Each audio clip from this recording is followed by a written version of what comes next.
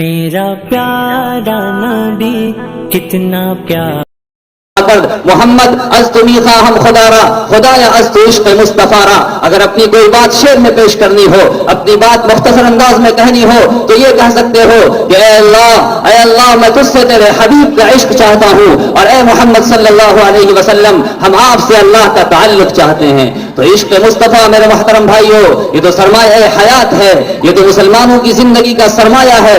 ہر کے عشق مصطفیٰ سامان اوس بہر بر گوش اے دامان اوس. آپ صلی اللہ علیہ وسلم کے کیا کہنے، آپ کے حسن و جمال کے کیا کہنے. ایک تابعی ہیں ابن مسلم رحمۃ اللہ علیہ، ایک صحابی سے پوچھتے ہیں کہ آپ کے بارے میں کچھ بیان کرو اور آپ کا حلیہ اور اوصاف بیان کرو. وہ بڑے شوق سے، بڑی محبت سے، بڑے چاؤ سے اور بڑے جذبے کے ساتھ وہ کہتے ہیں کہ آپ صلی اللہ علیہ وسلم کی پیشانی مبارک بڑی دل فریب تھی، آپ کی بھویں انتہائی دیرہ زیب تھی، آپ کا سینہ چوڑا تھا، آپ کا چہرہ کشادہ تھا، اس پر سرخی اور سفیدی تھی، آپ کے دونوں مونڈھوں کے درمیان مہر نبوت تھی، اور آپ کی دونوں ہتھیلیاں پرگوشت تھی، اور آپ کا جسم ریشم سے زیادہ نرم تھا.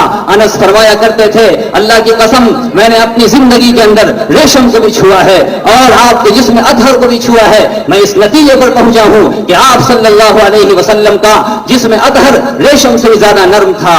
جب آپ صلی اللہ علیہ وسلم اٹھتے تھے تو ایسا محسوس ہوتا تھا کہ آپ چٹان کے پیچھے سے باہر نکل آئے ہوں. جب آپ چلتے تھے تو ایسا محسوس ہوتا تھا کہ نشیب میں اتر رہے ہوں، فراز سے نشیب کے اندر جا رہے ہوں. میرے محترم بھائیوں، خدا آپ صلی اللہ علیہ وسلم نے فرمایا کہ میرے بھائی یوسف صبیح ہیں، میں ملیح ہوں. صباحت کہتے ہیں چہرے پر اگر سفیدی غالب ہو، لیکن ملاحت کہتے ہیں کہ چہرے کا فارمیشن، بناوٹ اور اٹریکشن اس قدر ہو کہ دیکھنے والے پر اثر کر جائے اس کا چہرہ اور دلوں کے اندر نقش کر جائے.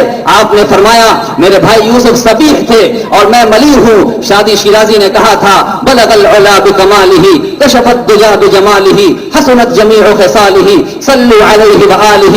ہے کمال رتبہ مصطفیٰ بلغ العلا بکمالہ، یہ اثر ہے ان کے جمال کا. کشف الدجا بجمالہ، کسی ایک ادا کی تو بات کیا، حسنت جمیع خصالہ، وہ خدا کا جس نے پتا دیا. صلو علیہ وآلہ. حسان ابن ثابت نے کہا تھا وَأَحْسَنَ مِنْكَ لَمْ تَرَ قَطُّ عَيْنِي وَأَجْمَلَ مِنْكَ لَمْ تَلِدِ النِّسَاءُ خُلِقْتَ مُبَرَّأً مِنْ كُلِّ عَيْبٍ كَأَنَّكَ قَدْ خُلِقْتَ كَمَا تَشَاءُ. ہاں چاند کے چہرے پر پرچھائیاں ہیں، لیکن رسول اللہ صلی اللہ علیہ وسلم کا چہرہ بالکل پاکیزہ ہے، بالکل صاف ہے. آپ صلی اللہ علیہ وسلم نے آپ نے ایسی زندگی پائی، ایسی زندگی ان کو حاصل ہوئی کہ اللہ تبارک و تعالی نے وہ کمال عطا فرمایا.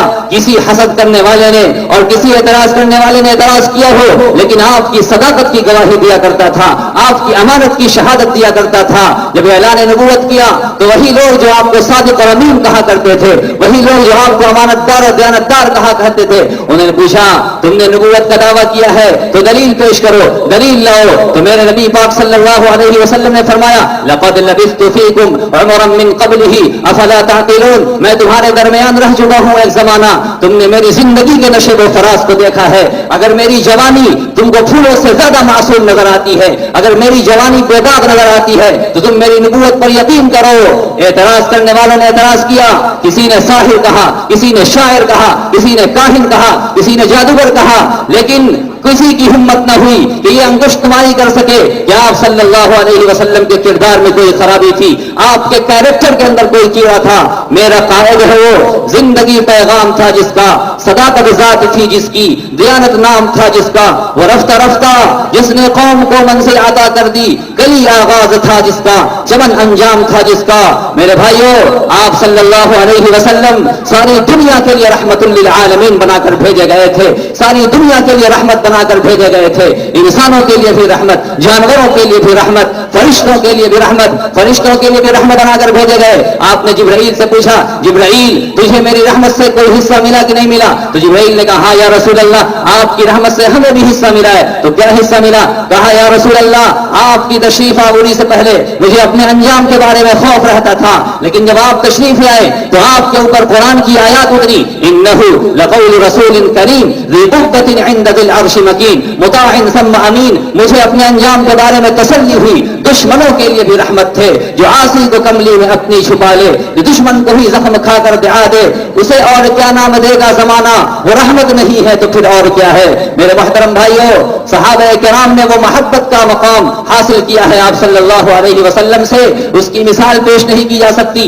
غزوہ احد کا میدان ہے, جنگ برپا ہے, لڑائی زوروں پر ہے, افواہ پھیلتی ہے کہ نعوذ باللہ آپ صلی اللہ علیہ وسلم شہید ہو گئے.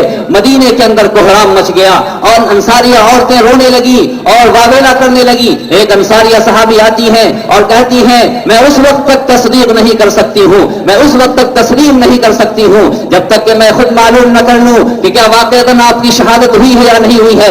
اپنی سواری پر بیٹھتی ہیں اور میدان احد کی طرف اپنی سواری کو بھگاتی ہیں, تیزی کے ساتھ جاتی ہیں تو راستے میں ایک شخص ملتا ہے, پوچھتی ہیں ما بال محمد, ارے محمد صلی اللہ علیہ وسلم کا کیا حال ہے. تو وہ کہتے ہیں مجھے ان کے بارے میں تو پتہ نہیں ہے, البتہ تیرے بیٹے کی لاش فلاں جگہ پڑی ہوئی ہے. عشق رسول نے دل کے اندر ایسا اثر کر دیا تھا کہ ذرہ برابر بھی حرکت نہیں ہوئی, ذرہ برابر بھی ٹس سے مس نہ ہوئی. پھر آگے چلتی ہیں, پھر ایک صحابی سے ملاقات ہوتی ہے, پوچھتی ہیں ما بال محمد, محمد صلی اللہ علیہ وسلم کا کیا حال ہے. وہ جواب دیتے ہیں مجھے ان کے بارے میں تو پتہ نہیں ہے, البتہ میں نے دیکھا ہے کہ تیرے شوہر کی لاش فلاں جگہ پڑی ہوئی ہے. عشق رسول کی کرم فرمائی دیکھیے, عشق رسول کا جادو دیکھیے, کوئی اثر نہیں. پھر آگے بڑھتی ہیں اور ایک صحابی ملتے ہیں, پوچھتی ہیں کہ ما بال محمد, محمد صلی اللہ علیہ وسلم کا کیا حال ہے. انہوں نے کہا مجھے ان کے بارے میں تو پتہ نہیں, البتہ تیرے بھائی کی لاش فلاں جگہ پڑی ہوئی ہے. پھر آگے بڑھتی ہیں, پھر پوچھتی ہیں ایک صحابی سے ما بال محمد, محمد صلی اللہ علیہ وسلم کا کیا حال ہے. تو وہ کہتے ہیں مجھے آپ کے بارے میں معلوم نہیں, البتہ تیرے فلاں بھائی کی لاش پڑی ہوئی ہے. میرے محترم بھائیوں, پھر چلتے چلتے آگے بڑھتی ہیں, پھر ایک صحابی سے ملاقات ہوتی ہے اور پوچھتی ہیں کہ ما بال محمد, ہمارے آقا جناب محمد رسول اللہ صلی اللہ علیہ وسلم کا کیا حال ہے. تو وہ کہتے ہیں وہ احد کے میدان میں کھڑے ہوئے ہیں, آپ زندہ ہیں, آپ صحیح سلامت ہیں. وہ تیزی سے اپنی سواری کو بھگاتی ہیں, قریب پہنچتی ہیں, اپنی سواری سے اترتی ہیں اور آپ کی چادر کا کونا پکڑ کر کہتی ہیں کل مصیبت بعدک جلل یا رسول اللہ, یا رسول اللہ آپ کے چہرے انور کو دیکھنے کے بعد ہر مصیبت ہمارے لیے سہل ہے, ہر مصیبت ہمارے لیے آسان ہے. عجب چیز ہے عشق شاہ مدینہ, یہی تو ہے عشق حقیقی کا زینہ, ہے اس عشق سے معمور جس کا سینہ, اسی کا ہے مرنا اسی کا ہے جینا. میرے محترم بھائیوں, عشق کی آگ ایسے ہی دل کے اندر بھڑکتی ہے, عشق کی شمعیں ایسے ہی فروزہ ہوتی ہیں. یہ ایمان والے جو شمعیں جلا گئے, جو قمقمے جلا گئے, وہ آج تک روشن ہیں. یہ شمعیں تو بجھ جاتی ہیں, یہ بلب تو بجھ جاتے ہیں, لیکن وہ جو شمعیں جلا گئے وہ آج تک روشن ہیں, جن کی روشنی میں چلنے والوں کو راستہ نظر آئے. آئیے میں اپنے اکابر کا ایک واقعہ بیان کرتا ہوں. حجت الاسلام بانی دارالعلوم دیوبند حضرت مولانا قاسم نانوتوی رحمۃ اللہ علیہ زبردست عاشق رسول تھے. انہوں نے سفر حج کے موقع پر قصیدہ بہاریہ در نعت محمد صلی اللہ علیہ وسلم 151 اشعار پر مشتمل وہ قصیدہ پڑھا تھا. اس کے اندر دو چار اشعار میں آپ کو سناتا ہوں. انہوں نے فرمایا امید لاکھوں ہیں لیکن بڑی امید ہے یہ ہو سگان مدینہ میں میرا شمار, اجیوں کے ساتھ سگان حرم کے تیرے پھروں, امرود کھائے مجھ کو مدینہ کے موروار. وہ اکابر تھے جن کے اندر عشق رسول تھا, جن کے اندر محبت رسول چھپی ہوئی تھی. حضرت مولانا حسین احمد مدنی رحمت اللہ علیہ اتنی عشق و محبت کی وہ کیفیت حاصل تھی کہ آپ 18 سال تک روضہ اطہر کے سامنے درس حدیث دیا کرتے تھے, اور رات میں تہجد کے وقت جب وہ اٹھتے تھے تو اپنی داڑھی مبارک سے روضہ اطہر کے اطراف کو, روضہ اطہر کے جوانب کو اور اس کے قریب کی جگہوں کو صاف کیا کرتے تھے. ہاں نازا ہے جس پہ حسن وہ حسن رسول ہے, نازا ہے جس پہ حسن وہ حسن رسول ہے, یہ کہکشاں تو آپ کے قدموں کی دھول ہے. اے کاروان شوق یہاں سر کے بل چلو, طیبہ کے راستے کا تو کانٹا بھی پھول ہے. لیکن گریبان میں جھانک کر دیکھیں, ہم تو طیبہ کے راستے کے کانٹوں کو پھول نہیں, پھول کو کانٹا سمجھتے ہیں, سنتوں کو پامال کرتے ہیں, آپ کے احکام کی نافرمانی کرتے ہیں, آپ صلی اللہ علیہ وسلم کی روح کو تکلیف پہنچاتے ہیں. میرے آقا نے فرمایا تھا کہ میری سنت کو مت چھوڑنا, میرے طریقے کو مت چھوڑنا. ہم نے آپ کے طریقے پر چھڑیاں چلا دی, ہم نے آپ کے طریقے کو اپنی تلوار سے ختم کر دیا, ہم نے آپ کے طریقے کو پامال کر دیا. آج وہ وقت آ گیا ہے میرے محترم بھائیو دوستو اپنے گریبان میں جھانکیں, اپنا جائزہ لیں, ورنہ کل قیامت کے دن رسول اللہ صلی اللہ علیہ وسلم کی سفارش کا مقدار نہیں ہو سکتے جب تک کہ ہم اپنے عشق کے دعوے کے اندر کامیاب نہ ہو, ہماری زندگی کا ایک ایک پہلو آپ کی سنت کے اندر ڈوبا ہوا نہ ہو. اس وقت تک ہم نہ دنیا کے اندر عزت پا سکتے ہیں, نہ آخرت کے اندر ہمیں سرخروئی حاصل ہو سکتی ہے. قوت عشق سے ہر پست کو بالا کر دے, دہر میں اس میں محمد سے اجالا کر دے. قلب میں سوز نہیں, روح میں احساس نہیں, کچھ بھی پیغام محمد کا تمہیں پاس نہیں. میرے محترم بھائیوں, اس لیے ہم آج اس مجلس کے اندر عہد کریں. میں نے عشق رسول کے بارے میں مختصر سی بات اسی مقصد سے کی ہے, یہ سننے سنانے کے لیے محض نہیں ہے بلکہ عمل کرنے کے جذبے سے ہے کہ ہمارے دل میں عشق رسول کی وہ کیفیت ہو کہ لذتیں چھوٹ جائیں, شہوتیں چھوٹ جائیں, برائیاں ختم ہو جائیں, تب ہماری زندگی کامیاب ہوگی. ورنہ تو ہم دنیا کے اندر بھی ناکام ہوں گے, آخرت کے اندر بھی ناکام ہوں گے. اللہ تعالیٰ کہنے سننے سے زیادہ ہمیں عمل کی توفیق عطا فرمائے. وآخر دعوانا الحمدللہ رب العالمین. ماشاء اللہ ماشاء اللہ. حضرت مولانا اپنی عالمانہ, فاضلانہ اور مفکرانہ تقریر سماعت.